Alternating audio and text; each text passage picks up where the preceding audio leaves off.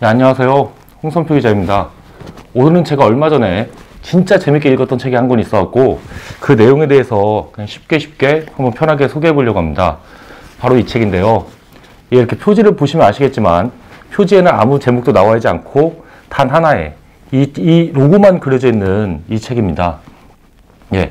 하지만 지금 이 방송을 보고 계신 분들이라면 이 책이 어떤 회사에 대해서 이야기하는 책인지 바로 아실 수 있는데요. 예. 이 로고만큼 세상에서 유명한 로고도 아마 없을 것 같습니다. 이 책은 바로 나이키의 창업자 필 라이트가 쓴 자신의 자서전인데요. 그 서점에서 팔 때는 이렇게 뭐 제목 없는 표지로만 팔 수는 없으니까 이렇게 겉표지를 씌워서 팔았습니다. 바로 휴독이라는 책입니다. 여기서 휴독은 24시간, 그러니까 하루 종일 신발만 생각하는, 신발에만 매달리는 그런 괴짜를 뜻하는 그 영어라고 보시면 되는데요. 예, 필 라이트가 자신이 어떻게 처음 나이키를 세워갖고 오늘날과 같은 진짜 매출이 1년에 뭐 30조 원이 넘는 그런 거대한 글로벌 기업으로 만들 수 있었는지 그 과정에 대해서 설명한 책입니다. 이 책 내용 중에서도 그냥 재미있는 구절들, 재미있는 부분들, 그리고 나이키라는 회사가 어떻게 커나갔는지 약간 그런 거에 대해서 좀 다뤄보려고 합니다. 이 책을 읽다 보면 나이키 역시 진짜 굉장히 그 시작은 진짜 뭐 거의 뭐 조물애기 장사치에 불과했던 걸 알 수 있거든요. 그래서 이제 오늘은 그 내용에 대해서 한번 알아보겠습니다. 나이키가 처음 설립된 게 이제 한 1963년 그리고 뭐 1964년 그 정도 되거든요. 근데 그때만 해도 이 나이키가 어떤 회사였냐면 그때만 해도 막 대학원을 마쳤던 그 필라이트가 일본에 가갖고 일본의 어느 큰 신발 공장에 가갖고 제발 나한테 신발을 좀 팔아달라. 나한테 그 당신들의 신발에 대해서 미국 판매권을 주면은 내가 진짜 열심히 한번 팔아보겠다. 막 이렇게 막 간신히 이제 빌어서 그 신발을 좀 받아와갖고 그 미국에 파는 걸로 시작했던 거거든요. 여기 필 라이트 이분이 내가 처음 신발 사업을 해봐야겠다. 이렇게 마음 먹었던 거는 이분이 이제 60년대 초반에 그 미국 스탠퍼드 대학교 경영대학원에서 이제 공부했을 때였거든요. 이제 아무래도 경영대학원이니까 앞으로 자기가 어떤 그 사업을 하고 싶은지 발표할 수 있는 그런 기회가 있었는데 이때 그 필라이트가 했던 게 나는 일본에서 신발을 수입해 와갖고 한번 팔아보고 싶다. 그러면은 이 시장이 엄청 클 거다. 이렇게 그래서 몇 달 동안 자료 조사를 해갖고 이렇게 발표를 했다고 해요. 그분이 이렇게 생각했던 게 한때는 이분 책에 보면은 한때는 독일의 카메라가 세계 최고였는데 지금 그러니까 그 당시 60년대에 들어서면서 이제 일본 카메라가 독일 카메라를 잡지 않았느냐.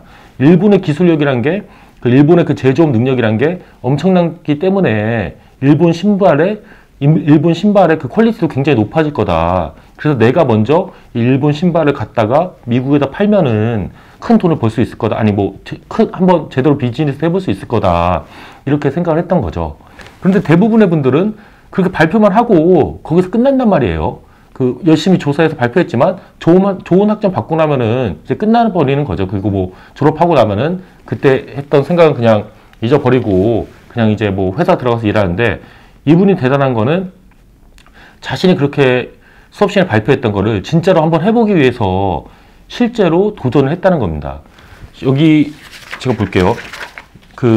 이 책의 첫 번째 그 챕터 제목이 미친 생각이라는 건데 여기서 보면은 이제 스탠퍼드 대학교 경영대학원을 졸업하고 나서 아버지한테 돈을 빌려갖고 전 세계 여행을 떠납니다. 아버지 저 돈 좀 빌려주세요. 저 한번 세계 여행 한번 해보고 싶어요. 이 당시 그 필라이트의 아버지가 엄청 부자는 아니었습니다. 이 필라이트는 이제 미국 오리건주 출신인데 그 오리건주의 지역 신문의 이제 편집국장이셨어요. 그러니까 신문사 편집국장 정도 되시니까 엄청 돈이 많은 건 않지만 그래도 어느 정도 이제 중산층 정도 되시는 분인데 아버지한테 돈을 빌려갖고 그 세계 여행을 떠납니다. 그래서 처음에는 이제 하와이에서 머물거든요. 바로 이제 다른 나라로 간 게 아니고 처음에는 하와이에서 좀 머물면서 백과사전 외파는 일도 하고 펀드 파는 일도 하고 그럽니다. 채권 펀드 같은 것도 파시는 일도 하면서 몇 달 지내다가 이제 다시 이제 좀 거기서 돈을 좀 모았잖아요. 그렇게 해갖고 그래서 그런 돈들을 아버지한테 빌린 돈과 자기 일하면서 번 돈을 모아갖고 다시 거기서 또 이제 세계 여행을 가는데, 그때 이제 초반에 들렸던 데가 일본이에요. 일본을 들린 거는 뭐 이분 보니까 이분은 일본 문화에 대해 관심도 많으신 것 같아요. 그 책 보니까 뭐 일본의 그 선종 승려들이 쓴 그 뭐 시라든지 뭐 미야모토 무사시 같은 얘기도 조금 나오는데, 근데 아무튼 일본에 관심이 많았긴 했지만 꼭 그것 때문에 간 건 아니고 일본 고베에 있는 그 신발 회사를 찾아갑니다. 이제 미리 어떻게 연락을 해놔갖고 일본에서도 좀 신발을 좀 많이 잘 만드는, 그리고 새롭게 이제 미국 시장에 진출하고 싶어하는 그런 신발 회사가 어딘지 알아내갖고 그 회사를 찾아가요. 그 회사가 지금의 아식스거든요. 그 당시에는 이제 아식스라는 이름이 아니고 오니스카 타이거라는 브랜드로 그 회사를 운영해갖고 신발을 팔던 데인데, 근데 이제 시간이 흐르면서는 아식스라는 이름이 된 건데, 아무튼 그 아식스 회사를 찾아갑니다. 아식스 회사를 찾아가갖고 공장도 둘러보고, 그렇게 나한테 그 당시는 회사 자체가 설립되어 있는 시점이 아니었어요. 회사 자체도 없었는데 어떻게든 이제 뭐 연락을 해갖고 만나고 한번 나한테 신발을 팔아달라. 내가 한번 미국에서 한번 해보겠다. 이렇게 한 거거든요. 여기 보시면은 거기에 대한 이제 묘사가 재밌게 나와요. 여기 이제 그 신발 공장에 가갖고 신발이 어떻게 생산되는지 쭉 보고, 그 회사 이제 오니스카 타이거, 아식스 중역들하고 막 인사 나누고 이제 회의실에 간 건데, 한창 얘기하다가 그 어떤 직원이, 일본 그 아식스 직원이 이렇게 물어보거든요. 갑자기 미야자키가 끼어들었다. 그런데 당신은 어느 회사에서 근무하십니까? 아, 예, 좋은 질문입니다. 이게 필라이트 대답인데, 나는 갑자기 당황해서 어쩔 줄 몰랐다. 이런 질문을 받을 거라고는 예상도 못했다.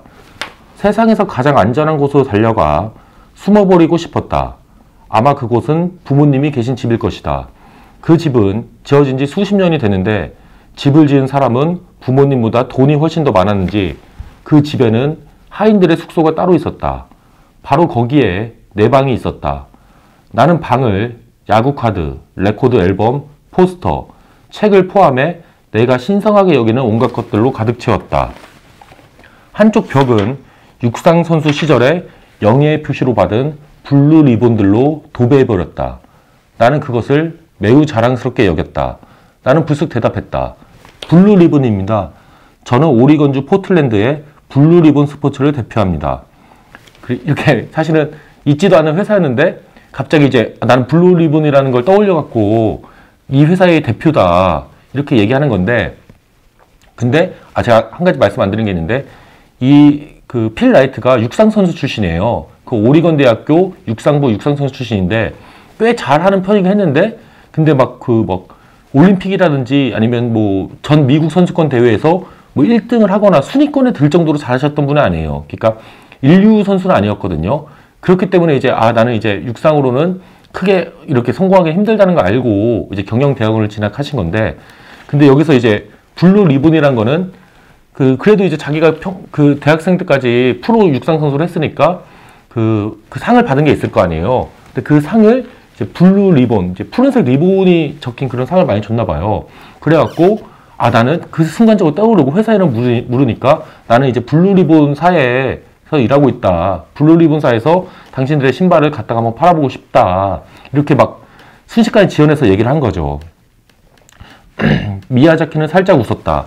다른 중역들도 미소를 지었다. 그 자리에 모인 사람들은 웅성거리기 시작했다. 블루 리본이라고. 중역지는 손깍지를 끼고 나를 다시 조용히 바라보았다. 나는 이야기를 계속 이어갔다. 미국 신발 시장은 거대합니다. 그리고 아직 제대로 개척되지 않았습니다. 오니스카가 미국 시장에 진출해 타이거를, 그러니까 오니스카가 회사하고 타이거가 브랜드인데, 타이거를 미국 운동선수들이 주로 신는 아디다스보다 저렴한 가격에 판매한다면 엄청난 수익을 올릴 수 있을 것입니다.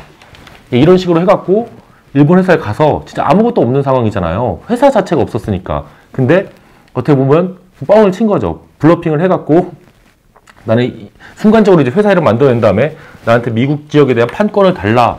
그렇게 해갖고 처음 이제 비즈니스가 시작된 거예요.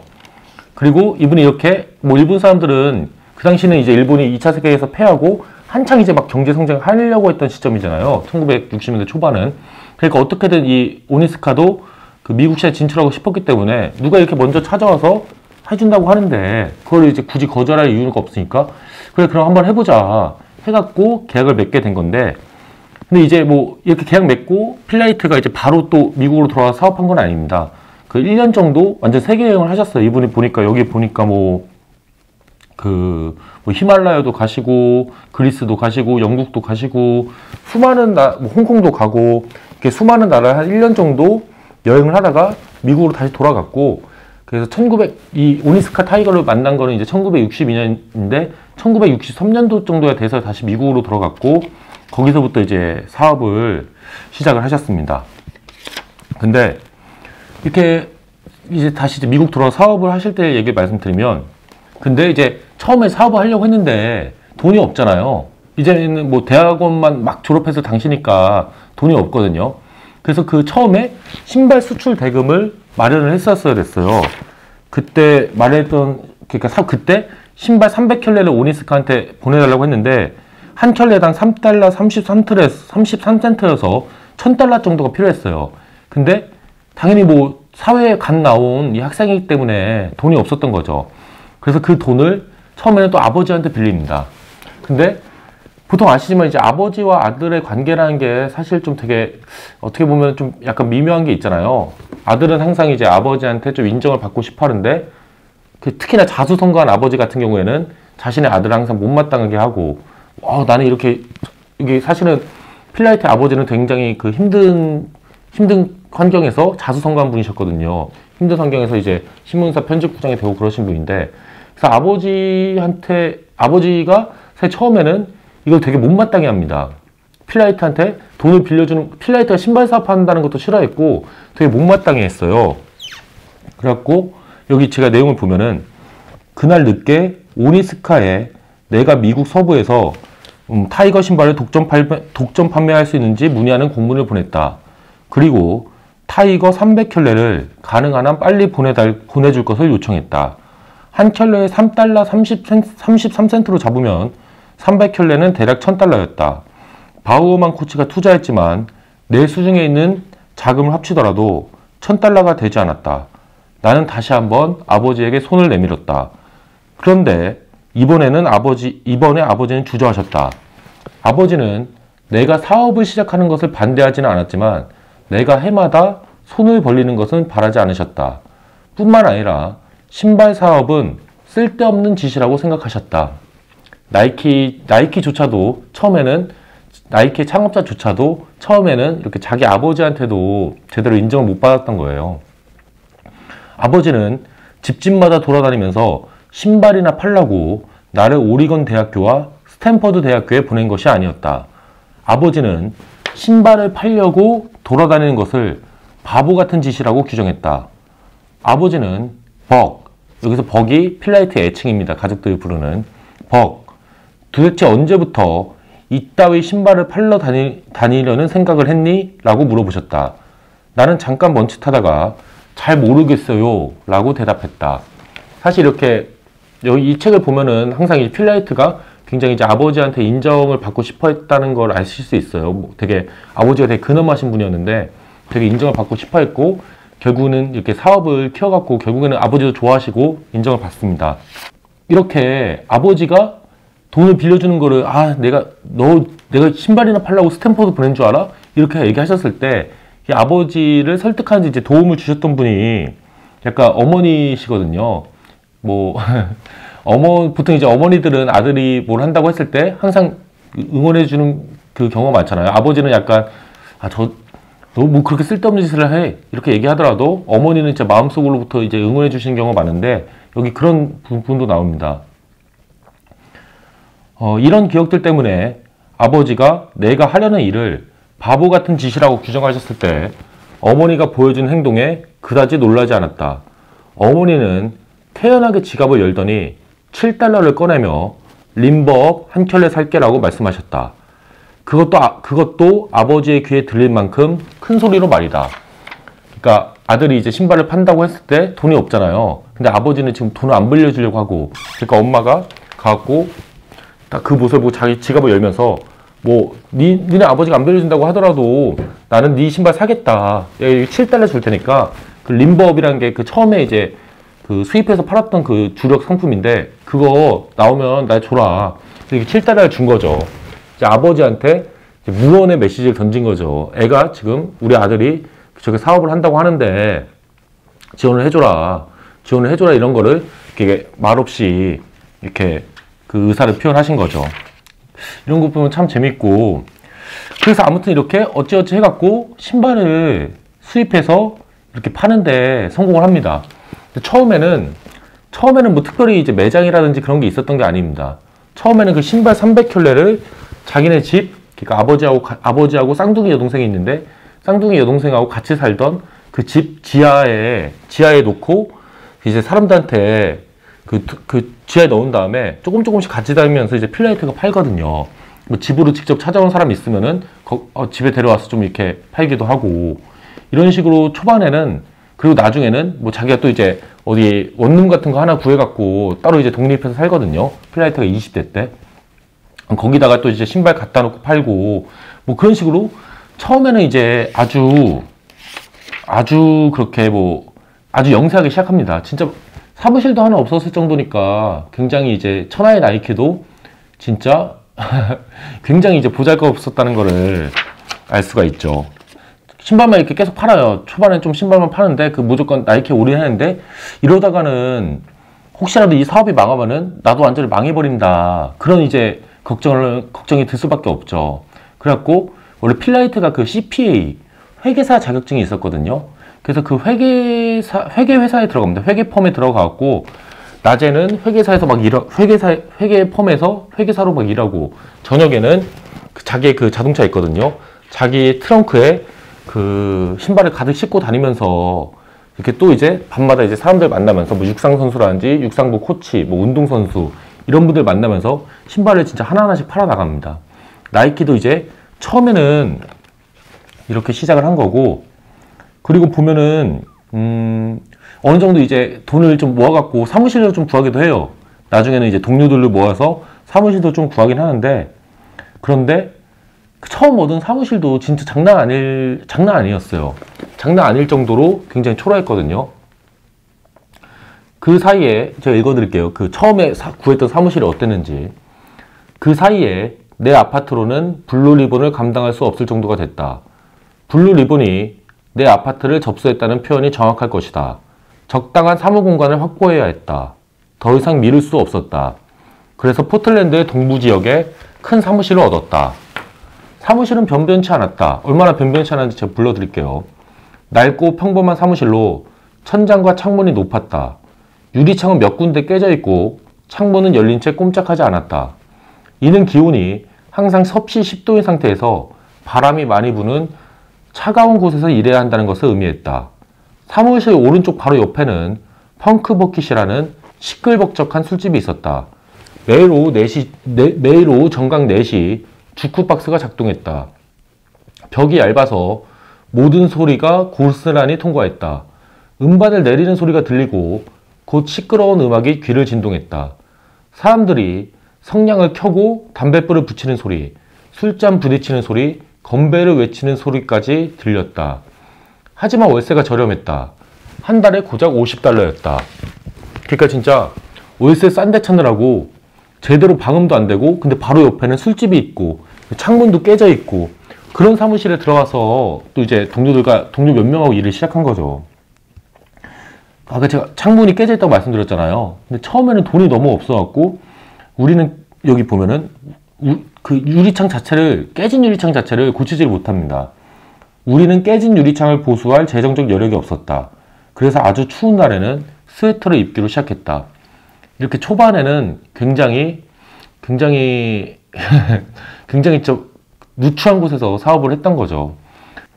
그렇게 아까 제가 말씀드렸잖아요. 회계사에서 일하다가 회계사로 일하고 해서 밤에만 일하고 주말에만 일했는데 근데 회계사도 굉장히 바쁜 직업이잖아요.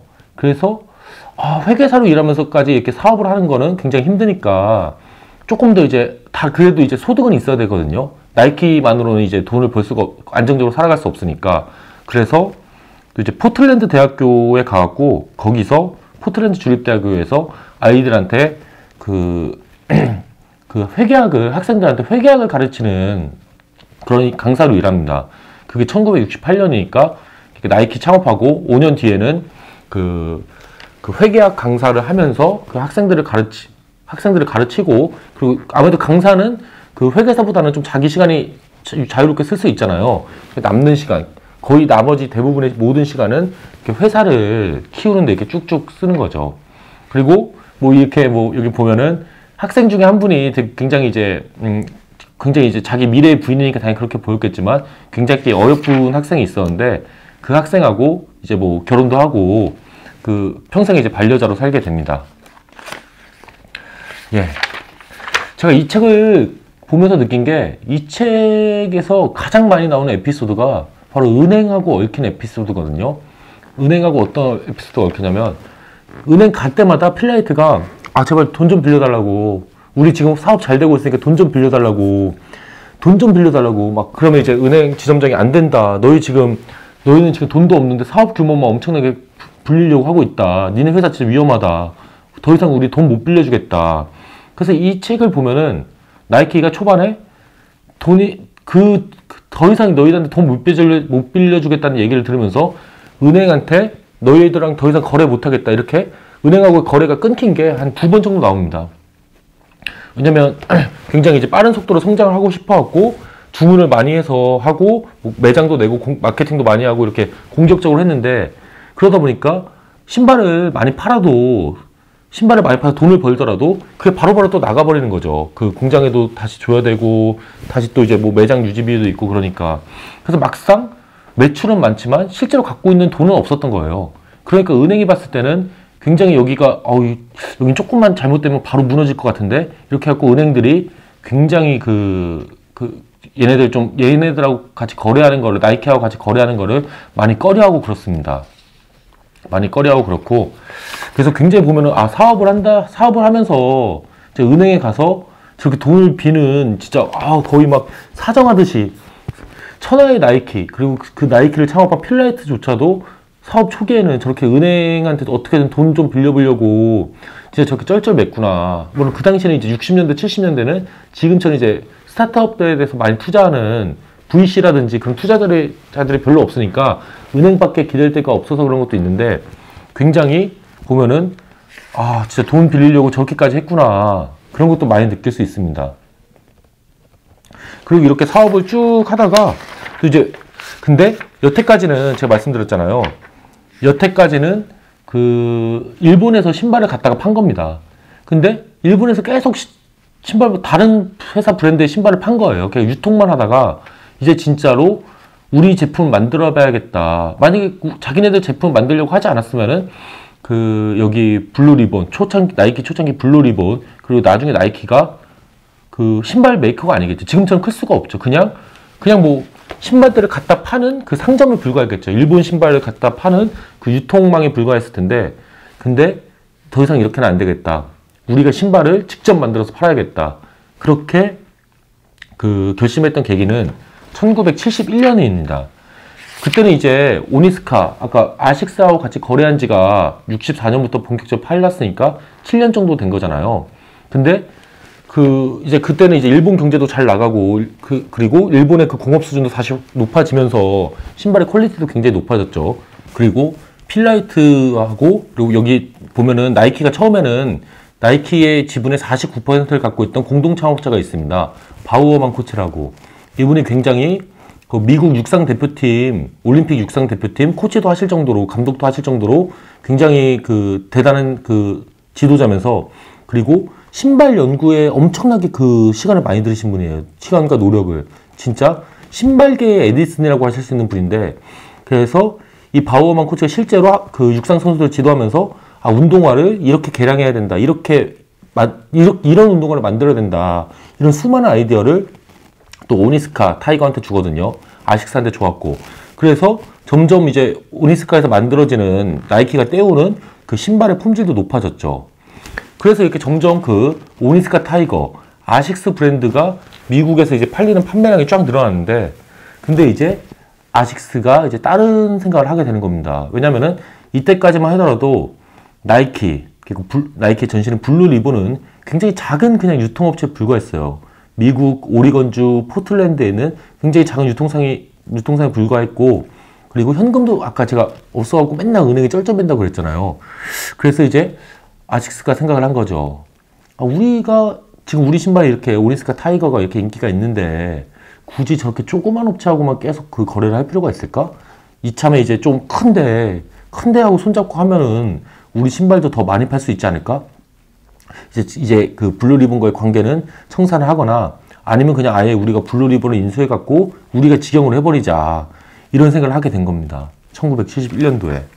그래갖고 이제 오니스카가 그래서 이제 막 나이키로서는 만약에 오니스카가 다른 데하고 거래를 해버리면은 오니스카의 그 신발에만 의존화가 있던 나이키는 완전히 망해버리는 거잖아요. 이게 자체 상품이 없으니까. 그래서 나이키라는 새로운 브랜드를 만들고 우리 이름으로 우리의 신발을 만들어야 된다.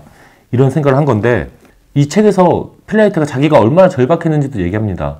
그 아까 얘기했던 오니스카 타이거 그 사람이 미국으로 오거든요. 근데 미국으로 왔던 목적이 이 나이키를 대신할 수 있는 다른 유통업체들을 만나려고 했던 거예요. 근데 이제 필라이트는 그 사실을 알고 있었고, 쟤들이 이제 우리를 이제 배신하려고 하는구나. 이제 속으로는 엄청나게 이렇게 배신감에 떨고 있었는데, 그래도 그걸 겉으로 드러낼 수는 없잖아요. 그래서 겉으로는 막 이렇게, 환영해주고 그랬는데, 그 일본인, 그러니까 오니스카의 일본인 간부가 잠깐 화장실을 갔을 때, 그 일본인 간부의 가방에서 그 그 서류를 빼서 딱 봅니다. 그 가방을 이제 뒤져 본 거죠. 그래갖고, 얘네가 우리를 배신하려고 하는 게 진짜구나. 저 일본인 간부, 기타미라는 이름인데, 그 기타미가 와갖고, 지금 우리를 대신할 다른 업체를 무려 18군데하고나 지금 미팅을 잡아놨구나. 이 나쁜 놈들.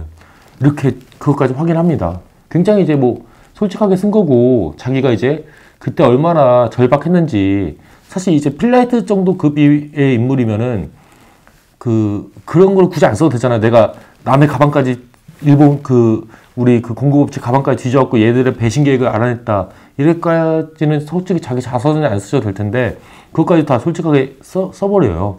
그래서 제가 이 책이 되게 재밌다는 게, 좀 모르겠습니다. 이게 얘기하시지 않은 부분이 많을 수도 있지만, 굉장히 제가 봤을 때는 자신을 꾸미지 않고 굉장히 솔직하게 있는 그대로 드러냈다. 물론 이분 같은 경우는 솔직히 돈이 세계 50대 부자인데, 포브스가 선정한 세계 50대 부자인데, 돈이 아쉬워서 책을 쓰시는 거 아니니까, 책을 팔려고 굳이 자기를 멋지게 보일 필요는 없죠. 그런 의미에서라도 자기 자신의 그냥 기록을 솔직하게 남긴다. 그리고 이렇게 기업을 한다는 게 얼마나 쉽지 않은지를, 그리고 얼마나 사람이 두려움에 떨 수 있는지를 회사를 운영하다 보면은 그런 걸 솔직하게 알려주겠다. 그런 목적에서 그렇게 솔직하게 쓰신 것 같기도 해요. 여기 서류 훔치는 장면이 묘사된 게 있는데, 기타미가 가자마자 나는 우대를 찾아 방금 전에 있었던 일을 이야기했다. 나는 폴더를 치켜들면서 내가 기타미의 가방에서 이 서류를 빼돌렸어. 라고 말했다. 아니 뭐라고? 우델은 질린 듯한 표정이었다. 여기서 우델은 이제 나이키 초창기부터 함께 해온 굉장히 신뢰할 수 있는 동료거든요. 우델은 질린 듯한 표정이었지만 폴더의 내용이 궁금하기는 마찬가지였다. 우리는 폴더를 우델의 책상에 올려놓고 그 내용을 살펴봤다.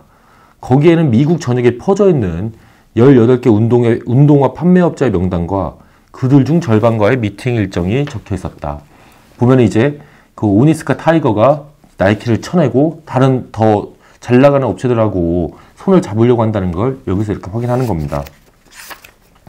처음에는 이 나이키도 필라이트도 오니스카 타이거를 많이 설득을 하려고 했어요. 그러지 말자. 우리 여태까지 잘 해오지 않았냐. 나한테 기회를 더 달라. 근데 미국 시장에 더 판매량을, 사실 비즈니스의 세계는 냉정한 거잖아요.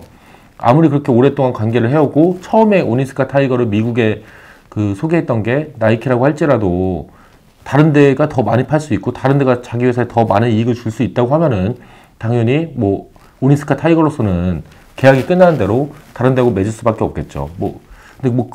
근데 그건 이제 오니스카 타이거 입장이고 나이키 입장에서는 그렇게 또 죽을 수는 없는 거잖아요. 그래서 살아나기 위해서 또 이제 새로운 브랜드를 만드는데 여기서부터 이제 나이키라는 게 나오는 겁니다.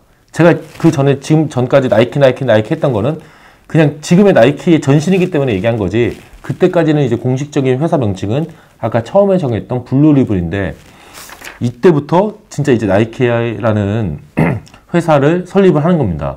그 나이키 브랜드 이거 있잖아요. 이걸 이제 스우시라고 부르는데, 여기 보면은 우리는 지금 이 로고가 굉장히 익숙하고 굉장히 잘 맞는 것 같다고 하지만, 사실 잘 생각해 보면은 이 브랜드가 좋아서 나이키가 알려진 걸까? 아니면은 나이키가 워낙에 유명하기 때문에 이 브랜드 자체가 뭔가 되게 뭐 있어 보이는 것처럼 보이는 걸까?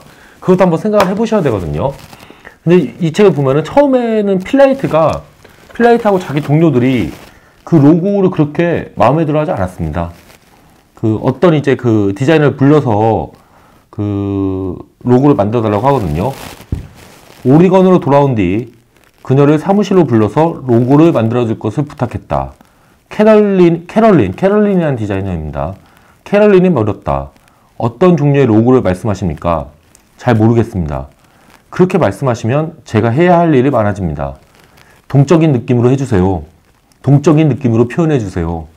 캐럴린은 모호한 표정으로 동적인 느낌이라고 중얼거렸다. 그리고 좀 약간 건너뛰어서 말씀드리면 2주 뒤 캐럴린은 개략적으로 스케치한 사안들을 가지고 사무실로 왔다. 모두 한 가지 테마의 변화를 가한 것이었다. 그 테마는 뚱뚱한 번개라고 할까? 두툼하게 생긴 체크보호라고나 할까? 뭉툭하게 휘갈겨 쓴 자국이라고 할까? 동적인 느낌을 자아내긴 했지만 너무 흔들려서 멀미가 날 지경이었다. 어느 것도 마음에 들지 않았다. 그렇지만 그 중에서도 그래도 눈에 띄는 것을 몇 가지 골라서 그것을 가지고 좀 더 생각해 달라고 부탁했다.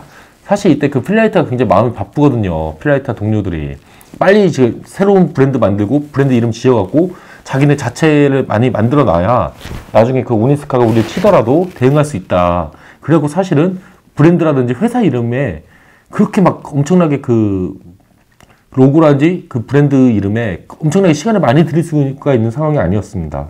자, 제가 또 읽어볼게요. 이제 그 나이키 로고 완성된 다음의 일인데, 그러자 우델이 물었다. 이게 마음에 들지 않아? 여기서 이게는 이 나이키 로고를 말합니다. 이 스우시 로고를. 나는 한숨을 쉬면서 말했다. 사실 지금은 마음에 들지 않아. 점점 마음에 들어지겠지 뭐. 우리는 급조된 로고를 캐나다로 보냈다. 이제 내 마음에 쏙 들지 않는 로고와 함께 가야 할 브랜드 이름이 필요했다. 그 다음 며칠 동안 우리는 수십 가지 아이디어를 떠올리고는 유력한 후보자 2개로 좁혀놓았다. 그래서 뭐 직원들한테 이제 이 로고도 사실 그렇게 마음에 안 들었지만 지금 시간 없으니까 빨리 보내고, 이제 회사 이름 정해야 되는데 어떻게 정하지 하고 직원들한테 다들 아이디어 하나씩 내봐 했는데 몇 가지 나왔는데, 그 필라이트가 처음에 밀었던 건 디멘션 6입니다. 디멘션 6.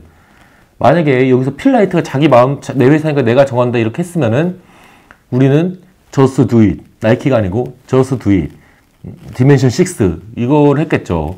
우리는 지금 나이키가 너무 익숙하잖아요. 근데 우리로서는 그런 의미에서 좀 다행스럽게 다른 직원이 나이키라는 이름을 냅니다. 나이키.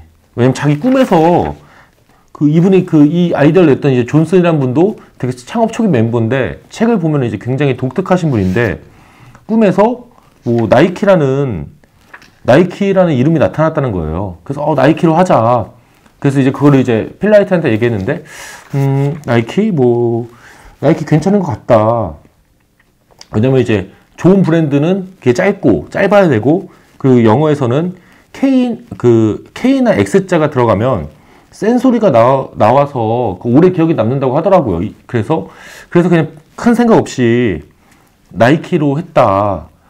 뭐 이렇게 했다고 이렇게 나와 있습니다. 뭐 보면은 그 나이키라는 게 그 승리의 여신을 뜻하는, 승리의 여신 니케를 뜻하는 것도 있거든요. 그래서 이제 정한 것도 있고, 그 나이키라는 이름도 그래서 크게 뭐 고민하지 않고 정하셨습니다. 여기서 또 보세요. 퇴근길 우델이 물었다. 뭐로 정했어? 이 필라이트 대답입니다. 나이키라고 했어. 그래, 무슨 말인지 알아. 아마 점점 마음에 들어지겠지. 아마도.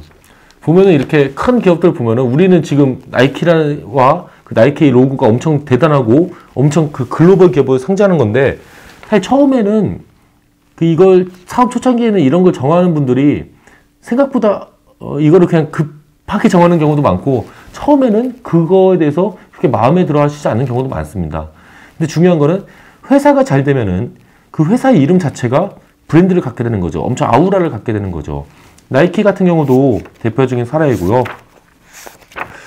그래서 이 책을 쭉 보면은 이 책은 이제 그 이후는 이제 나이키 브랜드를 만들어 갖고 오니스카 타이거하고는 아식스하고는 이제 뭐 소송까지도 엄청 하거든요. 뭐 소송에서는 뭐 나이키가 어느 정도 유리하게 이깁니다. 그래서 그 다음에 이제 나이키 브랜드를 만들어 갖고 그걸 바탕으로 이제 진짜 이제 본격적으로 사업을 하는 얘기인데 이 책은 1962년부터 1980년도까지만 다뤄요. 그게 왜냐면 1980년이 나이키가 이제 주식을 상장했던 건데 완전히 이제 기업으로 치면은 그 주식 상장이라는 거는 이제 본격적으로 큰 기업이 됐다는 거고 그 전까지는 되게 작은 이제 스타트업인 거잖아요. 스타트업이나 이제 뭐 중소기업 정도죠. 근데 필라이트가 무려 500페이지에 걸쳐 자기 자서전을 썼지만 사업 초기에만 초점을 맞춥니다. 내가 왜 이 사업을 시작하게 됐는지, 초기에는 얼마나 내가 초라하고 보잘것 없었는지 그런 얘기를 하는데 이런 책 같은 경우에는 그 큰 기업들의 사례를 볼 때도 창업자들이 초기에 이 기업을 어떻게 키웠는지 이런 걸 보는 게 사실은 지금 당장 사업을 준비하려고 하고 있는 그 젊은 사람들 그리고 아니면 꼭 젊지는 않더라도 새로운 사업을 준비하시는 분들한테 큰 도움이 될 것 같아요. 초기 그리고 사업을 한다는 게 얼마나 어려운 것인지 하지만 그런 어려움을 어떻게 또 이겨낼 수 있는지 그런 걸 보시면은 그런 면에서 이 책을 읽으시면은 굉장히 좀 도움이 되실 것 같고 이 책을 읽어보면은 뭔가 좀 그 나이키 운동화를 한번 신어보고 좀 달리고 싶다는 생각이 들기도 하더라고요. 그래서 좀 약간 뭔가 그 한번 뭐 어려움이 있어도 한번 밀고 나가보고 싶다 그런 용기를 좀 얻고 싶다 하는 분들이 이 책을 읽으셨으면 좋겠고 이게 본문에 나와 있는 건데 이게 필라이트라는 분이 육상선수 출신이라서 그런지 굉장히 이런 생각이 강하세요. 어떻게든 승리해야 된다 그런 게 강한데 세상 사람들이 미쳤다고 말하더라도 신경 쓰지 말자. 멈추지 않고 계속 가는 거다. 그곳에 도달할 때까지는 멈추는 것을 생각하지도 말자. 그리고 그곳이 어디인지에 관해서도 깊이 생각하지도 말자. 어떤 일이 닥치더라도 멈추지 말자. 나는 이것이 최선의 어쩌면 유일한 충고임을 믿는다. 예. 그런 약간 정신, 멈추지 않는 정신을 좀 보고 싶은 분이라면 이 슈덕을 한번 읽어보시면 좋을 것 같고 그리고 한 가지 말씀드릴게 우리 나이키라고 하면 뭐 글로벌 기업이지만 굉장히 좀 옛날에 특히나 몇 년 전만 하더라도 그런 기사들이 많이 나왔잖아요. 공장에서 어린이들을 거의 착취해서 신발을 만든다, 축구공을 만든다. 그래서 그런 폭로 기사도 많이 나왔고 나이키뿐만 아니라 아디다스나 그런 글로벌 의류 업체, 스포츠 업체들이 그렇게 했다 많이 나왔는데 거기에 대해서 필라이트 자체가 자기 자신은 그런 비난이 나한테는 좀 부당하다고 느껴진 부분이 분명히 있었다. 그래서 왜 그 자식이가 그렇게 생각하는지 설명하는 내용도 나오고요. 하지만 뭐 내가 부당하다고 생각하든 아니든 그 잘못된 상황이 있으면 어떻게든 고쳐야 되기 때문에 우린 최선을 다해서 고쳤고 그 결과 지금은 훨씬 좋아졌다. 이렇게 설명하는 내용도 나오는데 그 내용은 한번 읽어보시면 좋을 것 같아요. 이 책 만약에 읽으시면은 처음부터 끝까지 쭉 읽어보시고 맨 마지막 부분에 그런 내용이 잠깐 다뤄지는데 과연 이 필라이트의 말이 설득력이 있는지 없는지는 뭐 이제 독자분들께서 보시고 이제 판단을 하시면 되는 거죠. 예.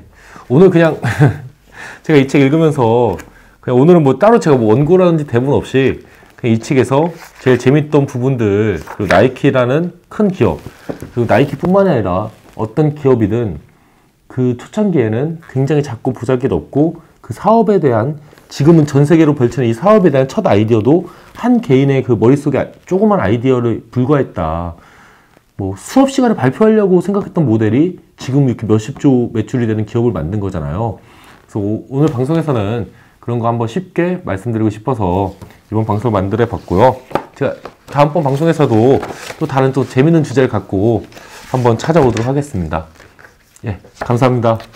오늘도 좋은 하루 보내세요. 예.